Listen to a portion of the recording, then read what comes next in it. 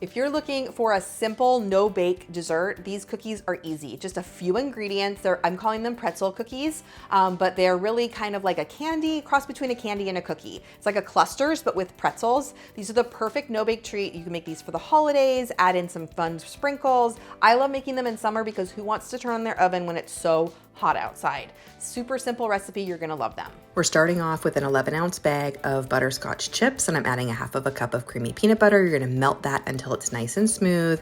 Mix in a half a teaspoon of vanilla extract, and then you're gonna add 5 cups of mini pretzels. If they're too big, you can always crush them a little. Stir that together, scoop it onto a parchment-lined cookie sheet, top it with a little bit of salt, let that chill and set. See how easy those were? No-bake desserts are my absolute favorite. This just has a few ingredients. I love how simple they are. Leave me a comment, let me know if you'll add sprinkles. You could even swap out the pretzels for something else. Follow me for more recipes and keep watching for even more delicious no-bake desserts.